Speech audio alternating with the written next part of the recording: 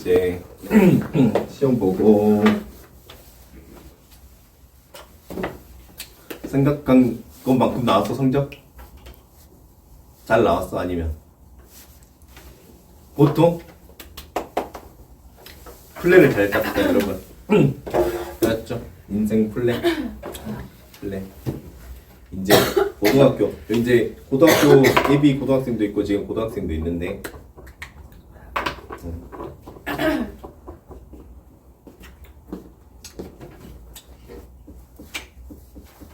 행복이란 무엇일까? 행복. 갑자기 왜냐면 설명이라 진짜 고등학교 1학년은 진짜 중요한 시기야. 왜냐면 선택 과목이라고 하는 걸 설정해야 돼서 그래. 선택 과목. 이 선택 과목이 대입을 결정하다 보니까 이제는 진짜 중요해. 맞지? 그래서 행복에 대해서 고민을 해봐야 돼. 행복하다. 행복이 뭘까? 행복. 갑자기 강의를 그러니까 합니까? 한 10분 정도만 행복이 뭐인 것 같아? 행복은 HAPPY예요. 서정아 뭐가 행복인 것 같아? 행복이요? 행복이라고 하는 뭔가의 구조.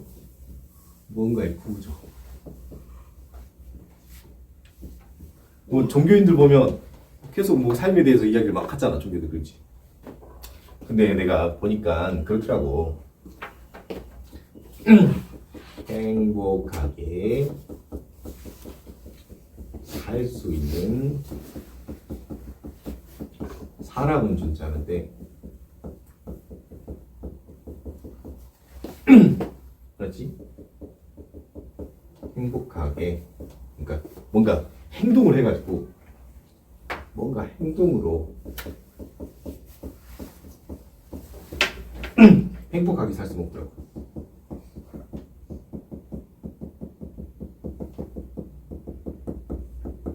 원효 대사 해골물 막 이런 거 들어봤지?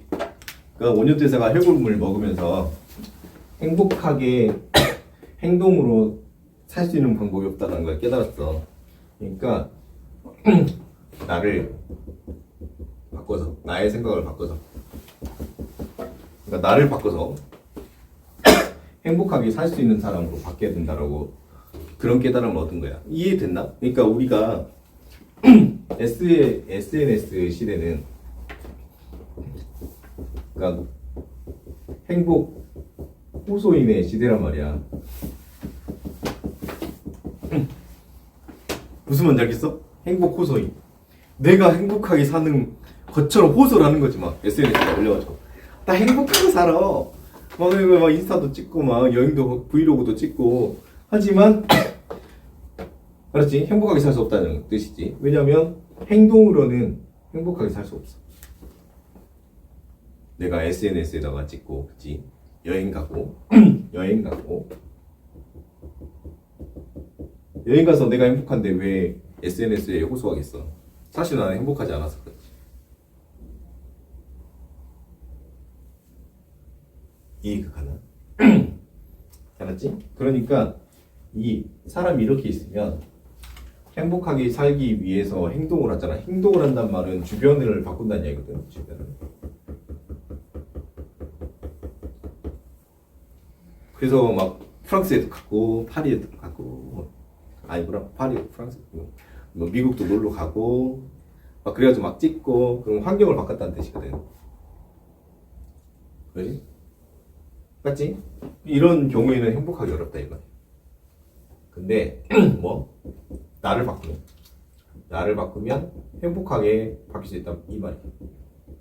그게 원효대사 해골물 그 내용이야. 나를 바꾸면. 알았지? 그러면 방법이 두 가지가 있어. 방법이 두 가지. 기대치와 노력.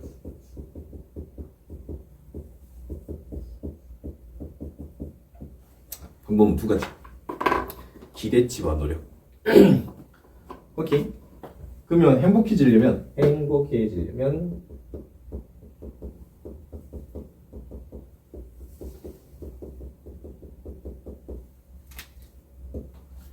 해골물을 마셔야 된단 말이야. 그래도 행복해질 수 있단 말이야. 해골물인지 모르면. 기대치. 노력. 이렇게 하면은 행복해질 수 있어. 내가 해고물도 마셨는데 수돗물 마시면 너무 행복하다 그 말이야. 생수 마시면 너무 더 행복해. 알았지? 그러면 수돗물을 마시려고 편의점 가서 물을 가져오든가 그래야 된다 그 말이지. 자, 이게 왜 중요하냐면 여러분이 대입을 하잖아. 대학교 입시를 하잖아. 그래서 직업을 가지잖아. 그러면 이 과정에서 우리는 노력을 할 것이고, 이 과정에서 우리는 기대도 하겠지. 그렇지? 우리가 불행한 이유는 기대치가 이만큼 있는데 실력이 이렇게 올라갈 때 실력이 이만큼 있을 때가 매우 불행. 나는 100점 받고 싶은데 20점 맞았을 때. 그치? 가장 건강한 건 어떻게 보면 기대치랑 실력이랑 비슷할 때가 가장 건강해. 맞지? 근데 종교인들은 이걸 뒤바꿔놨어. 종교인들은 본인의 실력을 위에 두고 기대치를 엄청 낮춘 거야. 이게 종교인들이 했던 행동들이야. 역사에 기록됐던 사람들은 이 실력하고 기대치를 둘이 나 해골물도 마셨는데 수돗물만 먹어도 행복하다. 알았지? 이거 이제 종교인이 할 거고 여기까지는 우리는 어렵잖아. 그러면 여기까지는 노력해봐야 되지 않을까? 삶의 기대치를 좀 낮추고 나의 실력을 좀 더 올린다면, 그렇지? 그럼 가장 행복하지 않을까? 우리의 문제는 대부분이 기대치가 높아서 나타나는 문제란 말이야. 저 기대를 내렸는데. 기대를 많이 내려. 더 내려. 그래서 이 SNS는 문제가 뭐냐면 실력은 그대로 있는데 기대가 여기서 이만큼으로 더 높아진 시대야. 알았지? 그래서 행복을 호소하지만 다수가 불행한 시대. 그렇지? 행복을 호소하지만 다수가 더 불행해.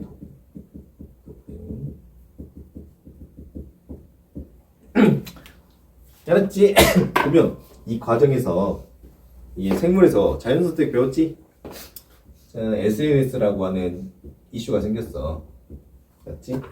그래서 누군가는 이걸 통과하지 못하고 누군가는 이걸 통과해. 얘들은 생존하고 얘는 이제 자연 토태되고.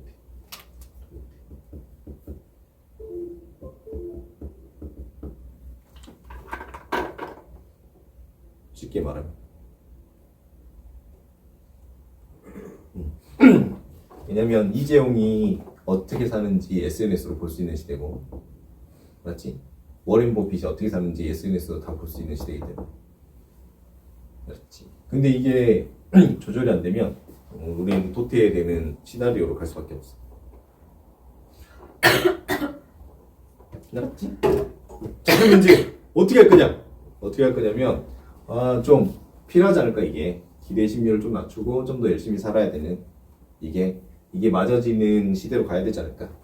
그리고 이제 솔직히 말해서 뭐 다른 방법도 있긴 해. 기대가 이만큼 올라갈 때 노력이 이만큼 올라가면 돼. 이만큼 올라가면 돼. 그럼 이제 기대랑 노력이 서로 맞닿잖아. 이것도 괜찮아. 알았지? 그 유튜브에 올려놓은 거 있지. 지능고 오빠 알지? 그렇지? 그 오빠가 그런 거지. 기대를 조금씩 높이고 실력을 더 높여서. 그래서 애가 기대가 천천히 올라가고 실력이 올라가면서 맞닿아가지고 자기가 원하는 걸 해결한단 말이야. 해낸단 말이야. 그런 것처럼. 그래서 고등학교 1학년은 이걸 이제 좀 결정해야겠다. 이걸 결정해야 되는 시기다. 그래서 자기 진로에 맞게 지금 고등학교 입시에서 대입을 결정할 때 이제 자기 진로와 직업에 맞게 선택 과목을 결정하자.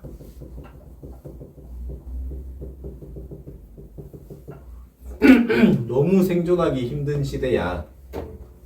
너무 생존하는 거지. 생각을 해보면 그 한국이 저출산을 겪었던 시기가 언제부터냐면 슬프지만 손님 시대 때부터. 손님 시대 때부터. 모든 우리나라의 문제는 손님 시대 때부터야. 손님 시대 전까지 멀쩡했어. 왜 그랬을 것 같아? 기술이 안 좋았죠. 뭐라고? 기술이 안 좋았죠. 뭐일 것 같아? 스님 시대부터 항상 문제가 시작됐거든. 모든 우리나라 문제는. 몇 년인데요? 80년대생. 80년대생이 우리나라의 가장 큰 문제야. 아예 뭐? 혹시 1998년. 뭐? 인터넷 시대야. 우리가 인터넷의 시작.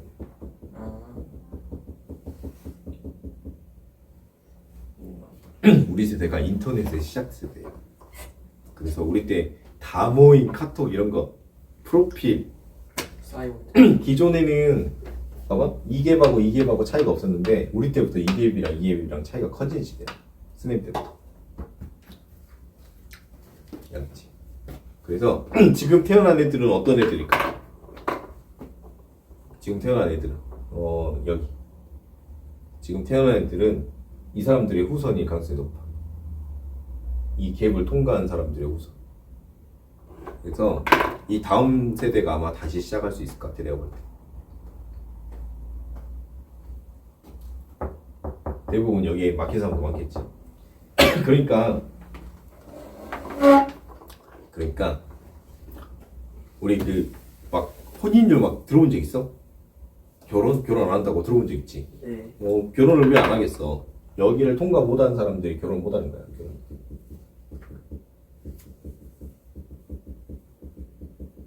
이걸 단순히 보면 안 돼. 자연 선택이 너무 센데요. 세지, 빡세지. 왜냐면 이거는 봐봐, 이거는 인류의 심리 전체를 뒤흔드는 사건이야. 이건 엄청난 사건이야, 사실. 맞지? 그래서 엄청 빡세게 해줄 거고. 근데 자연에서도 자연 선택이 존재하잖아. 인간 사회에서도 당연히 자연 선택이 존재하지. 이건 어쩔 수 없는 거야. 대표적으로 뭐 있어? 차은우. 무조건 존재한다고 자연 선택이. 만약에 수원동에 차은우가 학원 차리잖아 그러면 그쪽으로 다 올려요. 아마 학생 수 엄청 못 가르쳐도 그쪽으로 올려요. 못 가르쳐도. 못 가르쳐도 돼 그냥. 가만히 그냥 보고만 있으면 그냥 이것만 있어도 이게 걸린다고. 그렇지. 당연한 거야. 근데 그 알지 그 호랑이 사이에서도 있대 그게 외모. 네 맞아요. 어. 호랑이 백호랑이 보면은 못생겨도 엄청 많아요. 그러니까 호랑이 사이도 있대. 유선아 호랑이도 외모를 본다니까. 외모 지상주의. 인간만이 외모 지상주의가 아니야. 그럴 수 있죠. 그 모든 게 다 자연 선택이다 이 말이야. 그럴 수 있죠. 응. 어쨌든 인간은 동물 아닙니까?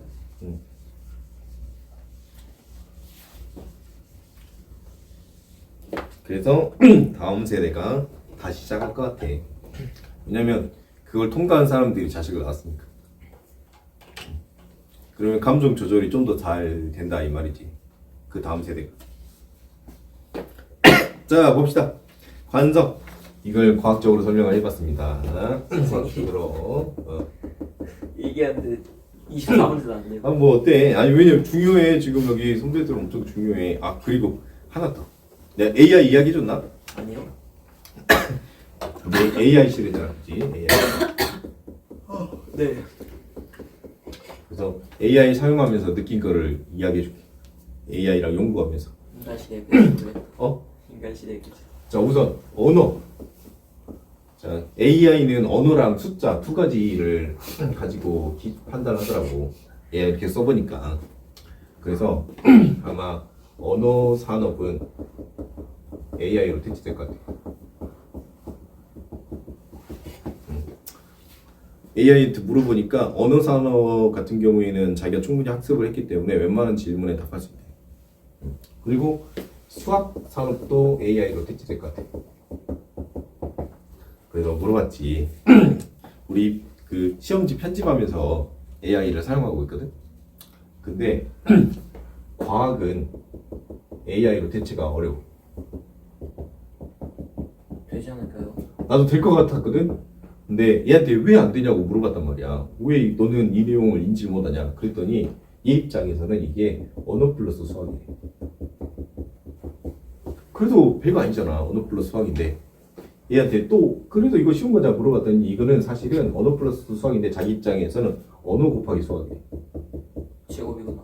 그렇지. 얘 입장은 하나의 조건을 멈춰놓고 또 다른 조건을 생각하는 거니까 얘 입장에서는 얘가 제곱인 거야. 그래서 어렵대. 그래서 얘 물어보면 오답이 너무 많아. 자, 그리고 또 하나 더. AI가 이성하고 검색 기능이 있잖아. 검색 기능은 네이버랑 구조가 똑같고 이성 기능을 쓰면은 서버를 쓴대. 서버를 사용한대. 서버 사용. 그래서 AI한테 질문을 하면은 AI는 이거로 먼저 반응한대. 왜냐면 이성을 쓰면은 서버를 많이 사용해야 되죠. 알았지? 그래서 AI가 답변을 잘못하면 이성 검색을 이용해서 다시 답변해줘. 이걸 잘 사용해야 된다 하더라고. AI가 이성을 안 쓰도록 세팅이 돼 있대. 자, 그래서 AI 이야기를 해보다 보니까 우리 그 MBTI 알지? 네. 그래서 감성 능력이랑 이성 능력 있지. 내가 많이 사용을 해보니까 아마 AI가 감성 능력을 대체할 것 같아. 우리가 봤을 때는 이성 능력을 대체할 것 같잖아. 감성 능력을 대체할 것 같아. 왜냐면 감성 능력은 로직이 쉬워. 로직이 정해져 있어. 기분 나빠 그러면 어떻게 하면 돼? AI가 너한테 기운을 줄 수 있는 글을 검색해서 갖다 주면 돼. 안 되던데. 자주 안 되는 사람도 있지. 되는 사람도 있어. 리액션 해주잖아. AI가 막 질문해주면 이 질문은 정말 생각이 깊은 사람이 할 수밖에 없는 질문이다. 막 이러고 해주지. 아니 근데 쓰다 보면은 내가 무생물이라는 것을 인지를 하고. 근데 그런 사람도 있지만은 아닌 사람도 있단 말이야. 대부분 아니란 말이야. 그래가지고 그 GPT에 이성 그 버전이 있는데 이성 버전이 싸가지가 없어. 말투가 약간 많이 사용해 본 사람 알 거야. 자, 그게 뭐 때문이냐면 이성 능력은 서버를 사용한대. 그래서 부정적인 노트를 많이 쓴대. GPT가 그 서버 입장에서는 이 이성을 최대한 적게 쓰도록 해야 된대. 왜냐면 이성을 쓸수록 그 그래픽 카드도 사용돼서 날아가고 전기세도 발생하니까. 요즘 퀀텀 컴퓨터 쓰잖아요. 요즘은 양자 컴퓨터. 그게 문제가 아니야. 그냥 이 이성 답변을 해주면 그 GPT 회사에서 돈이 나가는 거야. 이성 답변을 할 때마다. 한번 해봐야겠다. 알았지? 자, 그것도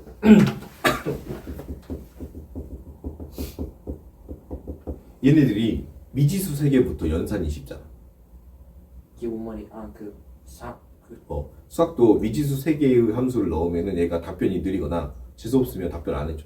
그럼 ax 플러스 bx 플러스 c 그런 거. 그런 거. 그 AI 서버가 있으면은 이 서버에서 연산이 많이 머무르는 게 리스크야. 연산이 많이 머무르면은 전기세가 발생하고 그 다음에 GPU가 날아가. AI 돈 생각하는. 그래서 이게 연산이 많이 돌아갈 때 이 감시자가 따로 있어. 감시자가 이 연산을 못하도록 쳐내. 그래서 이성을 많이 요구하는 질문을 던지면 서버에서 답변을 못하게 막아버려. 그래서 튕겨. 그래서 GPT 쓰다 보면 오류로 튕기는 경우 있지. 그게 이런 경우야. 서버에서 막아버리는 거야.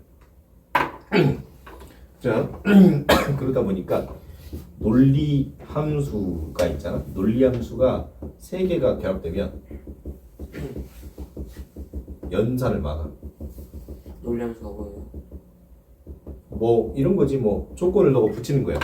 뭐 이랬을 때 어쩌고저쩌고 이랬을 때 어쩌고저쩌고 내가 예를 들었고 10만 원 있는데 내가 뭐 고기를 2만 원어치 샀을 때 그다음에 뭐 사탕을 뭐 5만 원어치 샀을 때 뭐 이랬을 때 오를 확률 있지. 가정. 네. 그 가정이 3개 이상만 되면 연산을 방해해. 감시자가. 감시자도 AI죠? 감시자는 다른 회사의 AI야. 둘이 안 붙잖아. 이해됐지? 자, 그리고 우리가 이제 그 자동으로 지우고 싶었어, 시험지를. 그래가지고 막 명령을 시켰더니 하루 내내도 안 되더라고. 그래서 AI한테 물어봤어. 너 왜 이거 작업 못하냐? 그러니까 AI가 그러더라고. 나도 깜짝 놀랐는데 이런 사진이 있으면 AI는 얘를 이 사진으로 보는 게 아니지. 이렇게 나눠져 있대. 이렇게 본대. 그러니까 AI는 어떻게 보냐면 처음에 빈 공간, 그 다음 빈 공간, 그 다음에 머리. 이렇게 인지한대. 이렇게. 그 다음에 목. 그렇기 때문에 자기는 사진을 인지하는 게 아니에요. 그림을 인지하는 게 아니고 이렇게 코드로 인지하다 보니까 자기는 그림의 형상을 무슨 말인지 이걸 이렇게 받아들이다 보니까 그림을 인지할 수가 없대. 그래서 야 그러면 지브리는 어떻게 된 거냐? 너 그림 잘 그리잖아. 그랬더니 자기는 그게 아니고 서버에 이미 지브리에 대한 데이터가 이미 있고 사람한테 이거를 선택해서 그냥 보여주는 것뿐이래. 그림을 인지 못한대. 그래서 미술이 대체가 안 될 것 같아. 그냥 그러면은 서버에 데이터를 무제한으로 넣으면 되는 거 아니야? 넣으면 되지. 뭐가 문제가 돼? GPU랑 전기세가 문제가 돼. 양자 컴퓨터 그런 거 안 되나? 아, 양자 컴퓨터도 GPU랑 전기세는 피해갈 수 없어. 돈 문제구나. 돈 문제. 모두가 돈 문제. 그래서 미술을 대체할 수 없을 거야, AI가.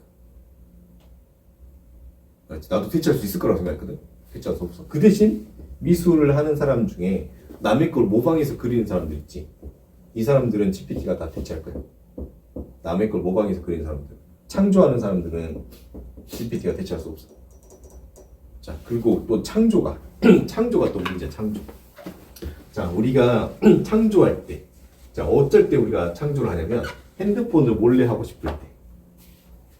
그러면은 잔머리를 막 써가지고 어떻게든 하고 싶잖아. 그러면 창조의 개념에 대해서 말하니까 GPT는 창조라는 작업을 벌일 때 GPT는 전체 서버를 쓰게 된대. 그럼 전체 서버를 쓰게 되면 어떻게 돼? 전기세랑 GPU가 감당이 안 되니까. 그래서 GPT가 창조를 할 수 있지만 GPT는 창조를 회피한대. 지난 시간에 한번 해봐야겠다.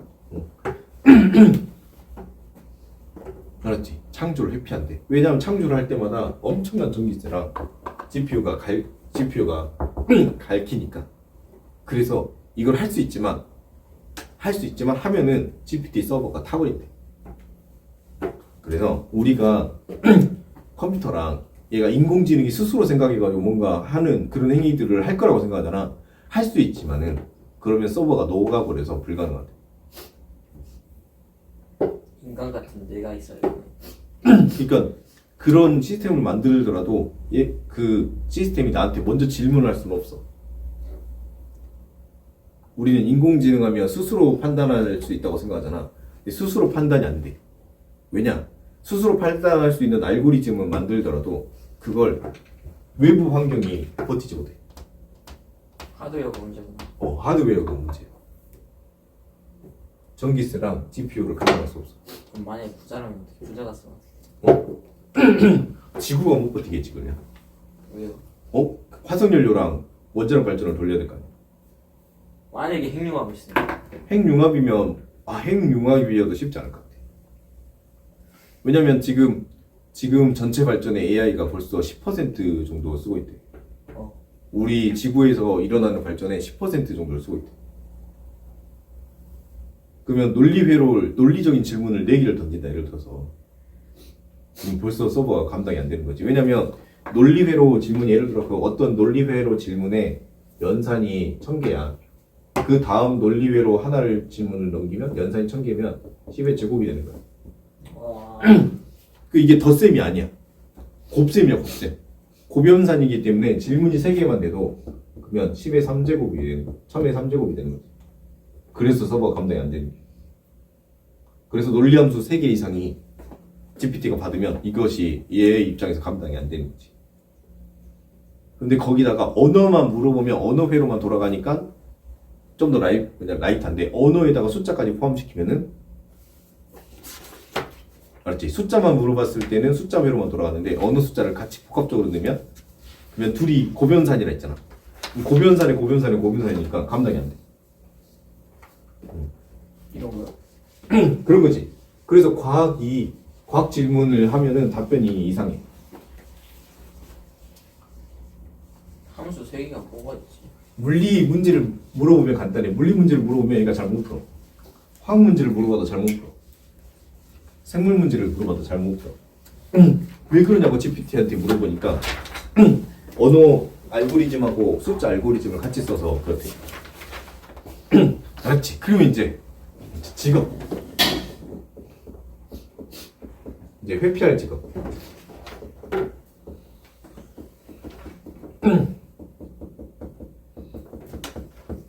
인간의 감성을 담당하는 직업이 먼저 사라질 것 같아. 내가 볼 때. 뭐가 있죠? 심리 담당자. 아무리 엄청난 심리 상담사도 환자한테 리액션하기 쉽잖아. 계속. 근데 AI는 코드로 돼 있으니까 계속 리액션 해주는 거지. 내가 보고 깜짝 놀랐다니까. 나는 인간의 감성이 오래 생존할 줄 알았더니 그러잖아. 그래서 실제로 데이터가 있어 지금. AI를 많이 사용하는 그룹에서 AI를 많이 이거 지금 논문으로 넣어 있어 지금. 사용하는 그룹에서 우울증 비율이 감소하고 소름 끼치지. 맞지? 그래서 이게 저 같은 사람한테는 효과가 없는 거죠. 그렇지. 어쩔 수 없지. 이건 너는 이성애로가 높아서 그래. 근데 너는 거꾸로 AI 시대에 생존 확률이 높아. 무섭지.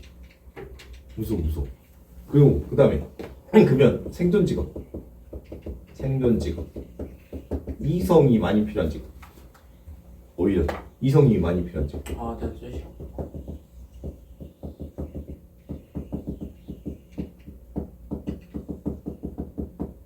그 다음에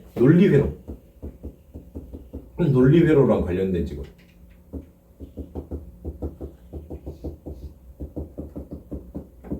창조. 대체하고 싶지만 서버가 감당이 안 되고 대체하고 싶지만 서버가 감당이 안 돼. 알았지? 다른 게 아니야. 알고리즘은 가능하지만 서버가 감당이 안 돼. 하드웨어가 감당이 안 돼.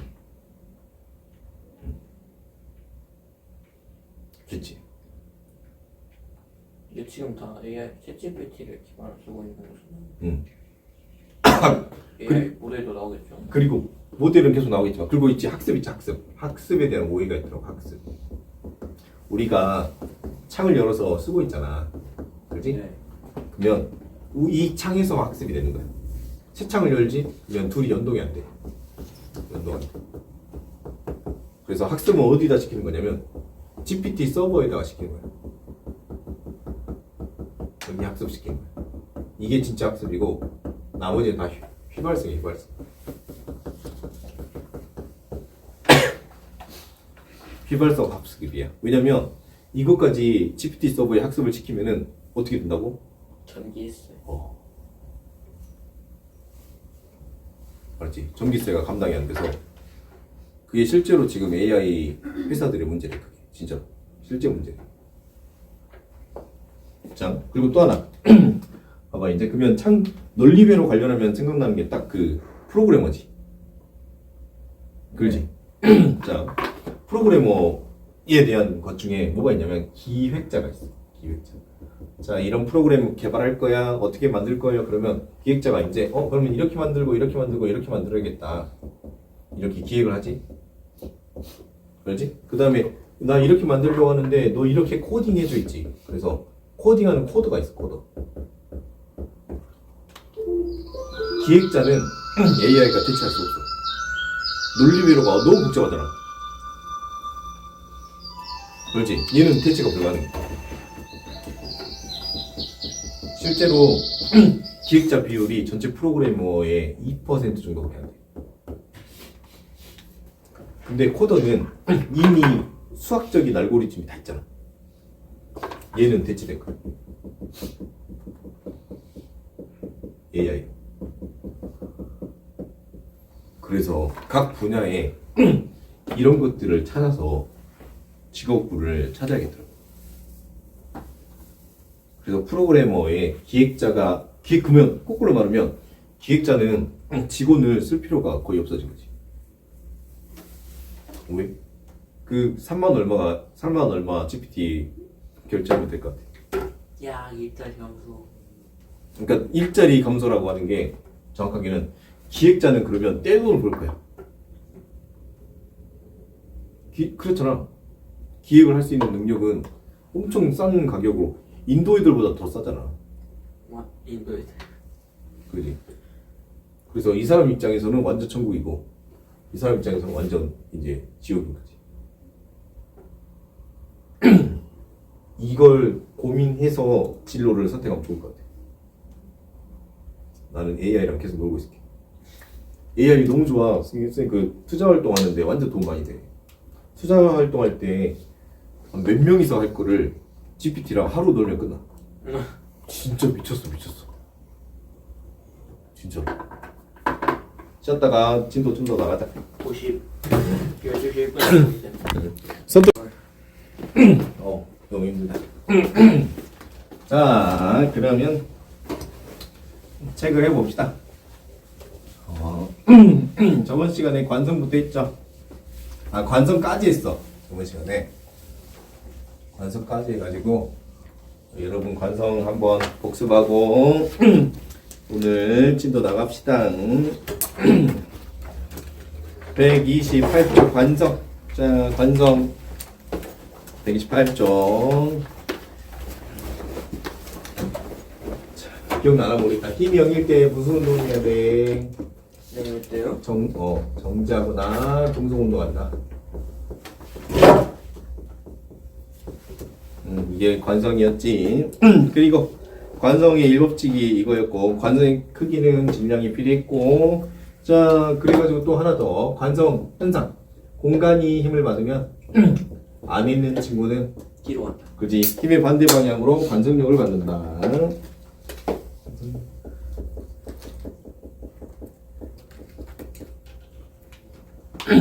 GPT 많이 사용해 보니까 이제 GPT가 구라를 치는지 알 것 같아. 그 감각이 있어야겠더라 무조건. 솔직히 초기 GPT 구라 많이 썼잖아요. 지금도 많이 쳐. 아, 그래요? 지금도 많이 쳐. 그죠? 너 이상한 것 같은데 다시 찾아봐 그러면 똑같이 찾아. 아니라니까 다시 찾아봐 그러면 또 똑같이 찾아. 바보야 그거 아니라니까 다시 검색해와. 그래도 아니라 그래. 그러면 이제 하나씩 찾아가. 야 이거 조건 넣어. 이거 조건 넣어. 그러면 사실 틀렸는데 막 하면서 진짜 그런다니까. 안 하는데요? 지가 아는데 안 듣니까. 틀렸다 미안하다 역시 넌 대단하다 막 이런 식으로 포장해. 입을 막 턴다고 이렇게. 가스라이팅. 근데 그렇게 돼서 그나마 한 조건 그나마 사람이 그래도 배워야겠다. 학습이라는 게 안 사라지겠구나. 이거는 하나 느꼈고 왜냐면 GPT가 완전히 정확한 정답만 말하면 사람이 배울 필요가 없잖아. 그래서 배우긴 배워야 되거나 하나 하고 두 번째 기본은 알아야겠다. 예전처럼 디테일까지는 몰라도 그지? 기본 뭐 대충 법이 어떻게 생겼다 이런 것들 있잖아. 그래서 사회가 급격히 바뀌지 않겠다. 왜냐면 GPT 검증하는 것 때문에 그런 생각이 들었어. 그리고 하나 더 그러니까 그 딥러닝이라고 하잖아. 그러니까 GPT가 있고 내가 있잖아. GPT 학습은 불가능하다고 이야기해줬지? 그 대신 GPT 학습이 뭐는 가능하냐면 그 창 열어놓은 거 있지. 그러니까 여러분이 만약에 경제면 이 창에서 계속 경제를 시너지를 줘야 돼. 이 안에서는 학습이 되거든. 그래서 그러다 보니까 어떤 산업이 있으면은 그 산업에 지식 있지. 지식에 GPT랑 놀면 90% 정도는 가능한 것 같아. 이걸 배우는데 예전에 10년이 걸렸으면 지금은 하루나 이틀이면 끝나는 것 같아. 이거는 무섭더라. 이 지식을 배우는데 하루나 이틀이면 끝나. 학원 대답하. 어? 학원 대답하. 아마 힘들 것 같아. 내가 그때 하고 힘들어 확실히 힘들 것 같고. 그러면 거꾸로 말하면 이제 GPT 밑에 내가 있을 수도 있고 GPT 위에 있는 사람도 있지. 이 사람들한테 굉장히 좋은 세상으로 돈을 벌기 너무 좋은 세상으로 GPT 위에 있는 사람이 누구예요? 말 그대로 GPT 위에서 GPT의 지식을 다 아는 사람. 아 개발자들. 개발자들 말고 어떤 분야든 뭐 아그 수학에서 수학도 될 수도 있고 부동산 투자도 될 수도 있고 주식도 될 수도 있고 어떤 특정 분야에서 GPT 위에 있는 사람들이 엄청난 돈을 벌 것 같아요. 우리 이제 상상을 초월하는 돈을 벌 거예요. 천만 아니 아니 1, 10, 100, 1000만, 10만, 100억, 1000만 이제 조만장 이 법 AI라고 하는 또 다른 이제 자연 선택이 시작됐단 말이야. 이걸 통과하지 못하는 사람이야 통과하는 사람을 나눠준단 말이야. 이 통과하는 사람은 어마어마한 부가가치를 창출할 거야. 조만장 나오기는 좋아. 충분히 가능한 시대로 넘어가고 있어. 자, 아무튼 이걸 느꼈어. 알았죠? 자, 그래서 사람이랑 GPT랑 같이 학습하는 시대로 바뀌었다. 자, 계속 합시다 여기. 자, 그래서 오른쪽으로 공간이 힘받으면 관성력이 작용하더라. 그게 관성의 내용이었고, 관성과 안전 보자. 자동차가 가다가 여기 봐보자. 차량에 부딪혀. 차량에 부딪히면은 이제 힘을 부딪히면은 얘가 이렇게 이동 중에 부딪힌 거야. 공간이 이쪽으로 힘 받지? 네, 네, 네. 그지? 공간이 이쪽으로 힘 받고 사람은 그러면 그 힘의 반대 방향으로 관성력 받지? 공간이 멈추니까 자신은 앞으로 튕겨나가지? 그대로 가고 있는데 연결된 게 없으면은 그 물체가 따로 노니까 그냥 이렇게 되는 거죠. 그러면 이제 사람이 튕겨나갈 거야. 앞으로 튕겨나가면 죽겠지? 튕겨나가지 말라고 안전벨트 채우는 거야. 알지? 그 안전벨트 때문에 그 공간이랑 하나가 된 것 같은 그거 아니 안에 있는 물체는 무조건 공간의 반대 방향으로 관성력을 무조건 받아. 그래서 튕겨나가지 말라고 안전벨트가 있다. 오른쪽 보자. 알짜임 중학교 때 배웠던 건데 복습 한번 하자. 알짜임. 자, 뉴턴의 사고로 아예 배워야 돼. F는 ma. 그래서 힘은 질량 곱하기 가속도인데, 근데 이때 알짜임은 이거가 아니고 이거다. 알았지? 이거. 물체에 힘이 작용하면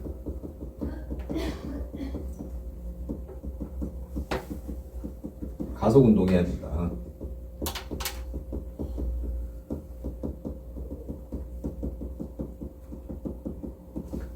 여기 잠깐 봐보자. 자, 물체가 있는데 물체가 20N 작용했는데 이게 2kg이야.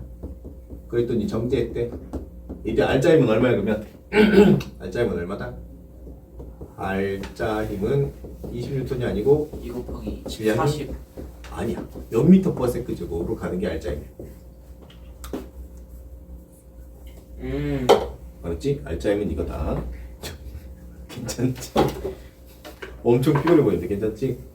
그래서 알짜 힘은 0N이고 근데 힘이 어떻게 작용해? 20N 작용했잖아. 네. 그죠? 오른쪽으로 작용했지? 맞지? 근데 맞아 안 맞아 그러면?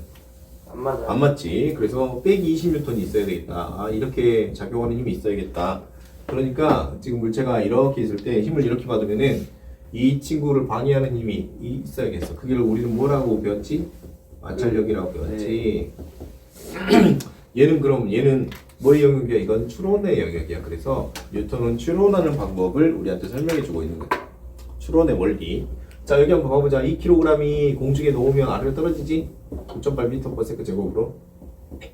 자 그러면 알짜임은 특징이 뭐냐면 알짜임은 관측이 가능해. 관측 가능.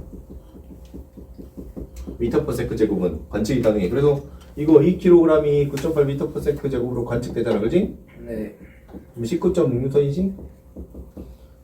그러면 좌변에 뭔가 있어야 돼. 그래야지 결과가 보이잖아. 이럴 때 이 좌변을 우리는 뭐라고 배웠어? 중학교 때 중력이라고 배웠어. 그래서 중력을 추론한 거지. 배우나요? 중력 무게 배웠잖아. 다시 배워야 될 것 같아요. 너 시험 보지 않았냐 이번에? 아니 지금 봐야 돼. 이번에 기완이 뭐- 이렇게. 그지.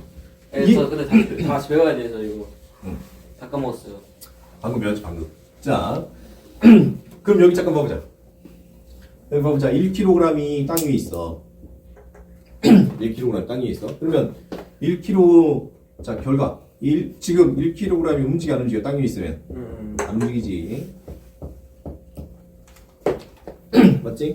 근데 물체가 놓여 있으면 뭐가 있어야 돼? 중력이 있어야지. 중력이 1kg 몇 뉴턴이야? 9.8뉴턴이지? R로 적용하지? 그러면은 좌변과 우변이 맞아 안 맞아 지금? 여기는 왼쪽은 9.8인데 여기는 빵이잖아. 안 맞아. 안 맞지? 그러면 뭔가 9.8이 어떻게 해줘야 돼? 들어줘야겠지? 위로? 마이너스 9.8. 그래서 이렇게 있으면은 그지. 누군가 그걸 맞아. 누군가 물체를 어떻게 해야 된다? 든다. 물체를 들어줘야 된다.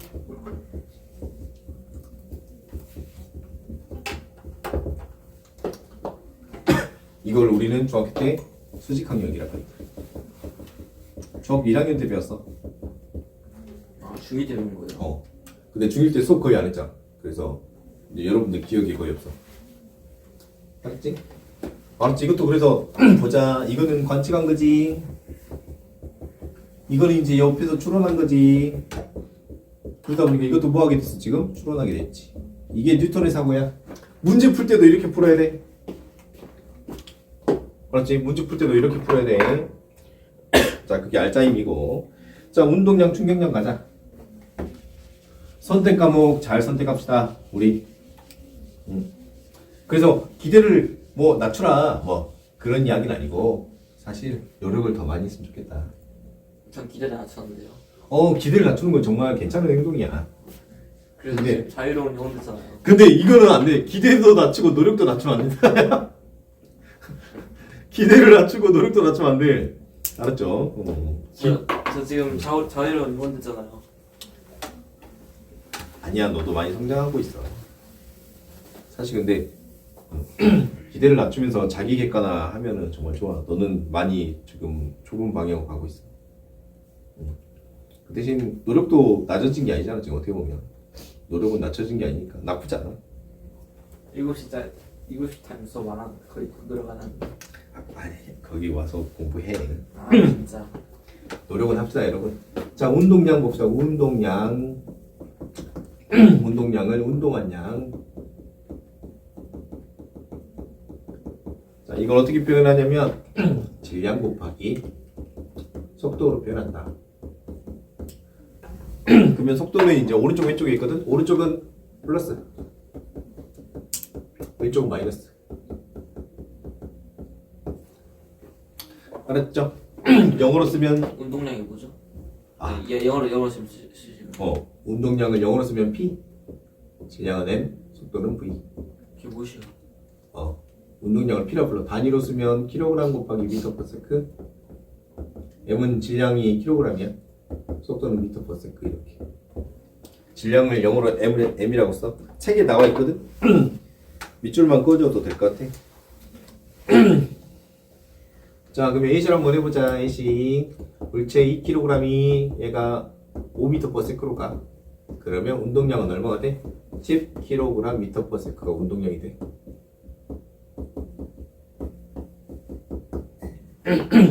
자, 여기 한번 더 봐보자. 3kg이 이번에 왼쪽으로 마이너스 2m per sec로 가. 그러면 운동량은 3kg 곱하기 마이너스 2m per sec에서 마이너스 6kg m per sec 돼. 됐지요?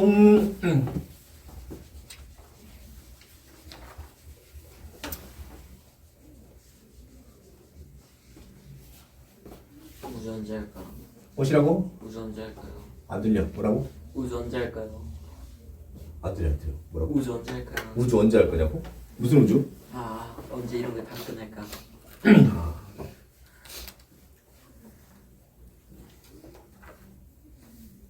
저번에 1학년 거 우주 보니까 재밌어 보이던데. 우주 재밌어. 고등학교 1학년 우주가 엄청 어렵잖아. 빗병 우주. 아 어려워요? 응. 빅뱅 우주가 엄청 어려워. 그럼 왜냐면 그 지구과학에서 관측에서 사고로 넘어가거든. 고등학교부터. 관측에서 사고를 어떻게 해요? 그러니까 배웠잖아 빅뱅 우주로. 저는 저안 너 안 배웠구나. 아직 안 배웠어요. 이제 중학교 지구과학은 지구가 어떻게 생겼고 우주가 어떻게 생겼고 막 겉보기 어떻게 관측되고 이렇게 관측 위주인데 빅뱅 우주부터는 거기서 계산이 돼. 이제 막 우주 팽창 속도도 구해보고 우주 나이도 구해보고 그러면서 이제 계산이 들어가다 보니까 우주 팽창 속도는 측정할 수 없는 거 아니에요? 측정할 수 있어. 있어요? 그러니까 그런 것들 계산하는 과정들이 시험에 출제되니까 좀 까다로워. 그리고 이제 뭐 우주의 몇 분의 뭐 양성자 중성자 비율은 몇 퍼센트 뭐 이런 식으로 나오거든. 그 천체 비율까지 알아야 돼요. 원소 비율, 원소. 양성자 중성자 비율 이런 것도 나오다 보니까 그런 게 어려워. 자, 그다음 충격량 가자. 충격량. 여기 봐방. 자, 2kg 있는데 얘가 3m/s로 가고 있어. 충격을 받으면 그러면 속도가 어떻게 가만히 있어 바뀌어? 바뀌죠? 바뀌겠지? 얘 좀 바뀌겠지. 자, 그래서 충격량은 운동량을 변화시키는 걸 말해. 변화시키는 거. 알았지? 그래서 충격량을 I라고 하고 변화를 삼각형 P 이렇게 적어. 변화야? 삼각형이 알았지? 이게 변화. 충격량이 아니죠? 안 들렸어. 뭐라고? 충격량이 아니죠? 충격량이 아니야. 근데 이거는 이제 질량 곱하기 속도 변화 이렇게. 맞지? 속도 변화.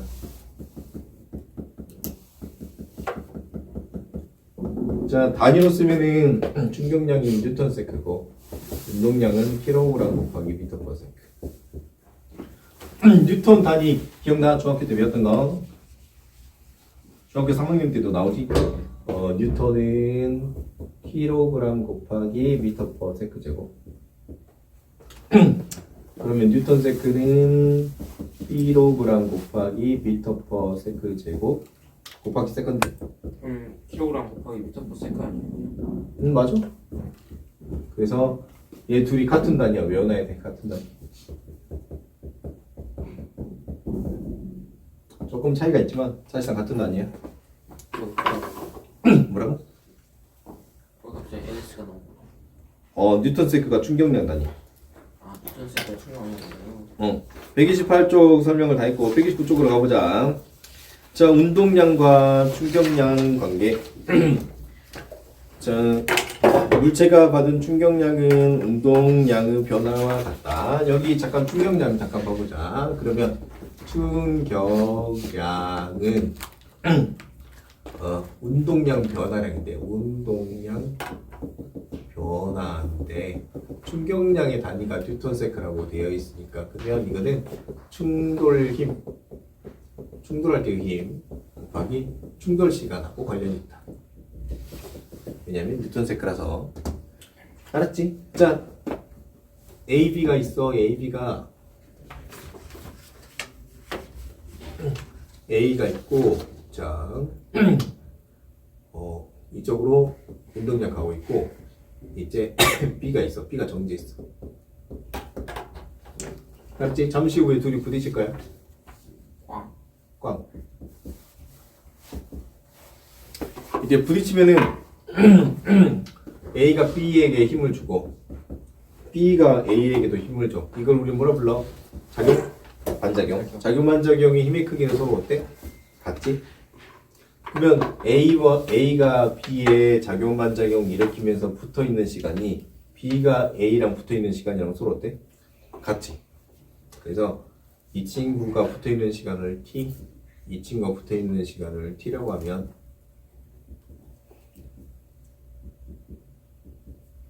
FA랑 FB가 같고 TA랑 TB가 같으면 F는 왼쪽이잖아. 그래서 A의 충격량은 힘 곱하기 시간이니까 근데 왼쪽이니까 마이너스 FATA이고 BU 충격량은 플러스 FBTB인데 문제가 둘의 절대값이 서로 때 하나. 같아. 그지? 자, 그래서 둘이 더하면 얼마야? A의 충격량 더하기 B의 충격량 값을 더하면 어떻게 돼? 0 나와, 알았지? 아 왜냐면 B는 저쪽으로 반- A는 이쪽으로 그렇지. 하니까 반대라서. 마이너스 플러스에서 알았지? 자, 그러면 무슨 말이냐면 충돌 시 운동량 총합 그 변화가 없어.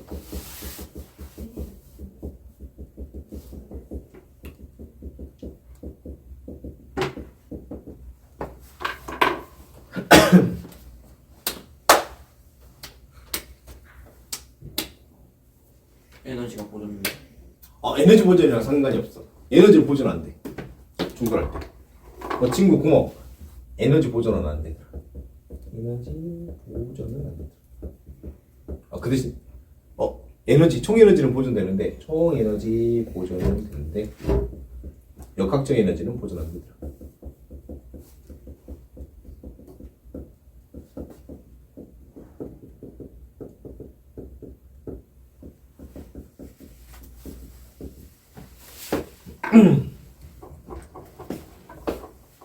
몇 분이야? 시계 한번 봐줘. 12시 3분이야. 23분? 좀 더 설명하면 이제 끝이다. 짠! 왜 그렇게 보는 거야? 안 써, 왜? 불편해가지고. 쓰면 불편해. 그래, 그렇게 봐도 돼. 여기 지워야 되지, 왼쪽. 써야지. 뭐라고? 써야지. 야, 써야지. 야, 얘들아, 오른쪽 거는 써. 왼쪽 거는 책에 나와 있으니까 쓸 필요 없고. 아 진짜. 귀찮은데. 나도 괜찮아. 오른쪽 거는 써정. 안 써.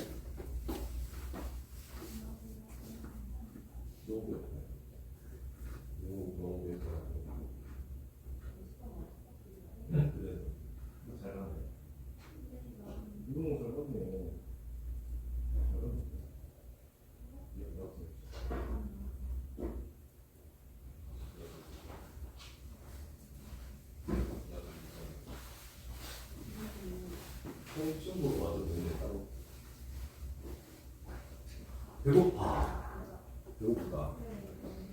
맛있냐? 네. 너무 배고프다. 밥 먹으실 거잖아요. 그러니까 몇 분밖에 안 남았는데 너무 배고파. 별로 안 남으셨어요. 배고프니까 써가지고 알죠. 안돼, 좀 더 해야 돼. 거의 끝났어. 이거 그래프 해석만 하면 끝이야. 그래프예요? 그래프 저기 129쪽 그래프 설명해 주면 끝이야. 끝. 다 적었어? 다 지운다 얘들아. 숙제는 저기 129쪽이다. 129쪽이고.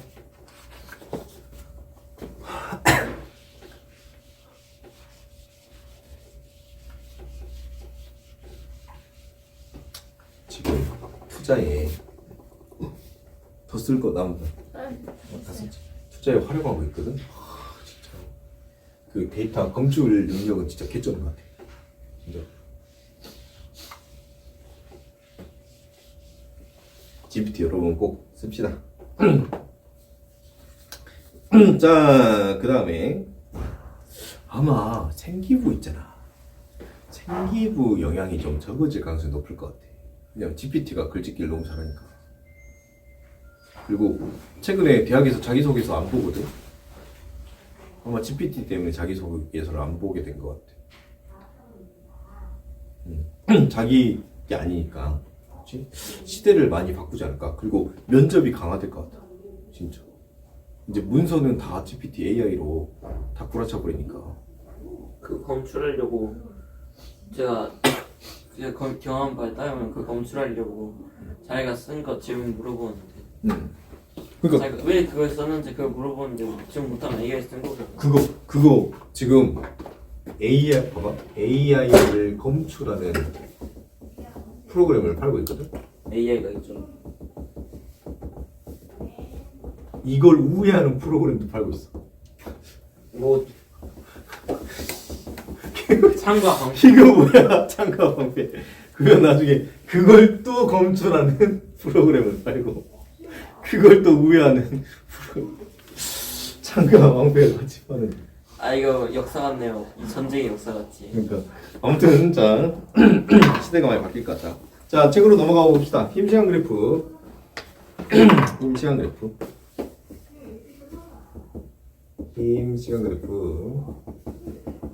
자 이렇게 돼 있어요. FT입니다. 자 그러면 단위가 힘이 뉴턴이고 시간이 세컨드니까 이때 충격량은 어떻게 해야 돼? 두 단위를 곱해야 돼? 나눠야 돼? 충격량이 뉴턴 곱하기 세컨이니까 두 단위 곱해야 되지? 곱하기니까 FT가 충격량이다. 그래서 과학의 곱셈이 뭐야? 넓이잖아, 넓이. 그래서 넓이가 FT다. 자 그럼 여기 만약에 힘 시간 그래프가 이렇게 생겼고 단위가 여기가 T, 여기가 F. 밑에 충격량은 얼마나 나와야 되냐? 충격량은 2분의 FT. 두 단위 곱해야 되니까 곱하기 넓이라서 2분의 FT. 자 그러면 이번에 좀 더 어렵게 해보자.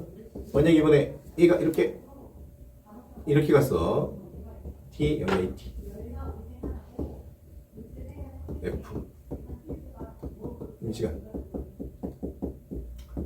자 이때 충격량은 그러면 2분의 FT 플러스 2F. 그렇지. ET까지 충격량은 2분의 FT. 이건 FT니까 2분의 3FT. 알았죠? 이렇게 구하면 됩니다. 자 근데 오른쪽 그래프 봐봐. 오른쪽 그래프 보니까 FT 그래프가 어떻게 나왔어 지금? 곡선으로 나왔지? 네. 자 이거 어떻게 해야 될까 이거? 곡선 넓이 구할 수 있어 없어? 없어요. 못 구해. 그래서 이런 경우에는 시험지에서 충격량을 알려줘.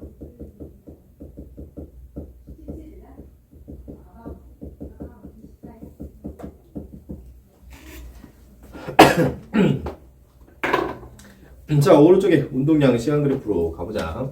운동량 시간 그래프로 보면은 그냥 이렇게 생겼단 말이야. 운동량 시간. 보자 이 친구 기울기 구하래. 기울기는 뭐 구해야 돼? 단위를 나누란 이야기잖아.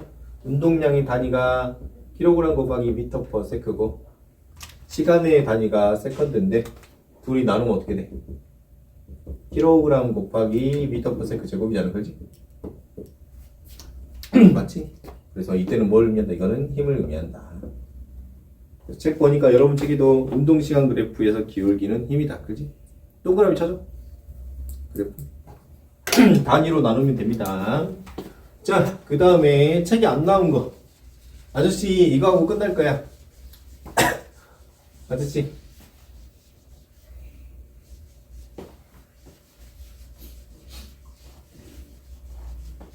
자지마 그만 자. 빨리 여기 이거 봐.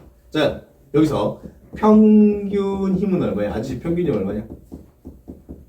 평균이 4.5배죠. 여기 이 친구 평균적으로 얼마 받았어? FT? 여기 딱 중간이잖아. 얼마? 아 그거요? 2분의 5지. 맞지? 자 이거는 어떻게 구하냐면 충격량 2분의 FT에서 어떻게 해야 돼? T를 나눠야 돼. 그거 얼마 나와? 2분의 F 나오지. 그러면 이걸 써보면 평균 힘은 충격량 나누기 충격시간. 요거는 적어줘. 몇 분이야? 30분 넘었지? 31분밖에 안 됐어. 얘들아 지금 풀어버리자. 129쪽. 자 지금 풀어봐.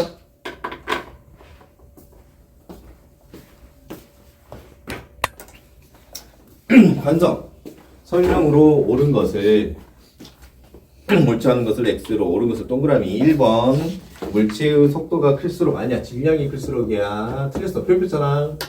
질량에만 영향받는다. 2번 자동차의 안전띠는 충돌할 때 관성 때문에 생길 수 있는 피해를 줄여준다. 맞았지? 자 2번으로 가보자.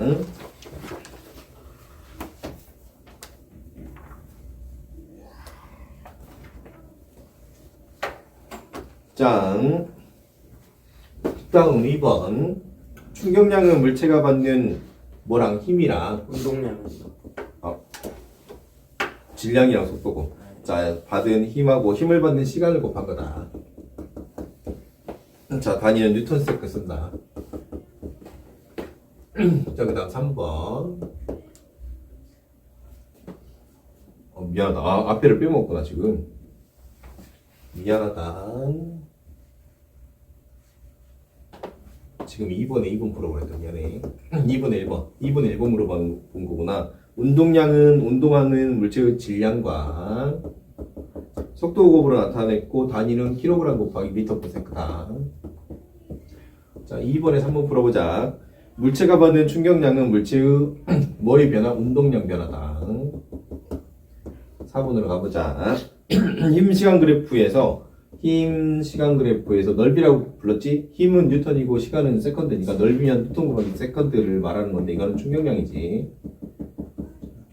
이게요. 지금 129쪽. 맞아요? 자, 그래서 4번에 물체가 받은 충격량과 같다. 자, 3번으로 가보자. 3분의 1번.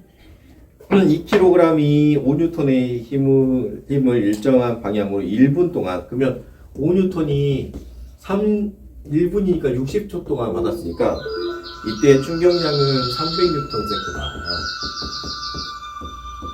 2번. 물체의 운동량 변화도 300N세인데 운동량 단위로 쓰라고 했으니까 300kg 미터 per 세크다.